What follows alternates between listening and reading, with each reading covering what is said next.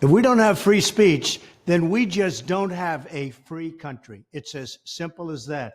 If this most fundamental right is allowed to perish, then the rest of our rights and liberties will topple just like dominoes, one by one. They'll go down. That's why today I'm announcing my plan to shatter the left-wing censorship regime and to reclaim the right to free speech for all Americans. And reclaim is a very important word in this case because they've taken it away. In recent weeks, bombshell reports have confirmed that a sinister group of deep state bureaucrats, Silicon Valley tyrants, left-wing activists, and depraved corporate news media have been conspiring to manipulate and silence the American people. They have collaborated to suppress vital information on everything from elections to public health. The censorship cartel must be dismantled and destroyed, and it must happen immediately. And here's my plan. First, within hours of my inauguration, I will sign an executive order banning any federal department or agency from colluding with any organization, business, or person to censor, limit, categorize, or impede the lawful speech of American citizens. I will then ban federal money from being used to label domestic speech as mis or disinformation.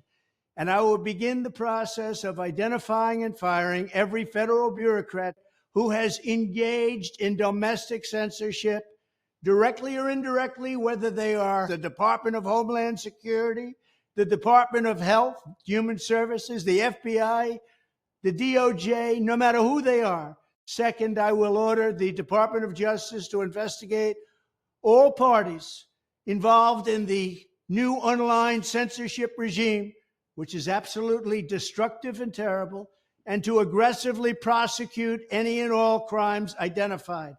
These include possible violations of federal civil rights law, campaign finance laws, federal election law, securities law, and antitrust laws, the Hatch Act, and a host of other potential criminal, civil, regulatory, and constitutional offenses. To assist in these efforts, I am urging House Republicans to immediately send preservation letters, and we have to do this right now, to the Biden administration, the Biden campaign, and every Silicon Valley tech giant, ordering them not to destroy evidence of censorship.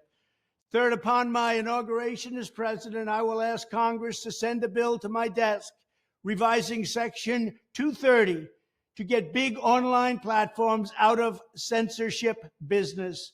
From now on, digital platforms should only qualify for immunity protection under Section 230 if they meet high standards of neutrality, transparency, fairness, and non-discrimination. We should require these platforms to increase their efforts to take down unlawful content such as child exploitation and promoting terrorism, while dramatically curtailing their power to arbitrarily restrict lawful speech.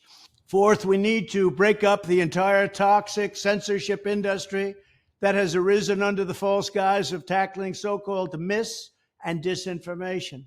The federal government should immediately stop funding all nonprofits and academic programs that support this authoritarian project.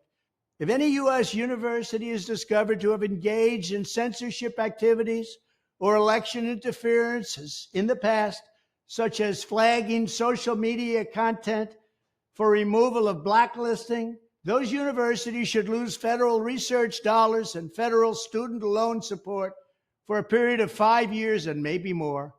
We should also enact new laws laying out clear criminal penalties for federal bureaucrats who partner with private entities to do an end run around the Constitution and deprive Americans of their First, Fourth, and Fifth Amendment rights. In other words, deprive them of their vote. And once you lose those elections, and once you lose your borders like we have, you no longer have a country.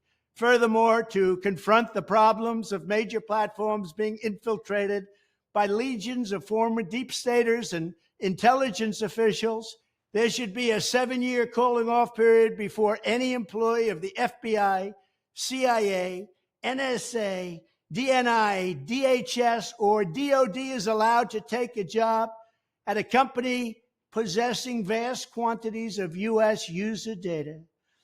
Fifth, the time has finally come for Congress to pass a digital Bill of Rights. This should include a right to digital due process. In other words, government officials should need a court order to take down online content, not send information requests such as the FBI was sending to Twitter. Furthermore, when users of big online platforms have their content or accounts removed, throttled, shadow banned, or otherwise restricted, no matter what name they use, they should have the right to be informed that it's happening, the right to a specific explanation of the reason why, and the right to a timely appeal. In addition, all users over the age of 18 should have the right to opt out of content moderation and curation entirely and receive an unmanipulated stream of information if they so choose. The fight for free speech is a matter of victory or death for America and for the survival of Western civilization itself. When I am president, this whole rotten system of censorship and information control will be ripped out of the system at large. There won't be anything left.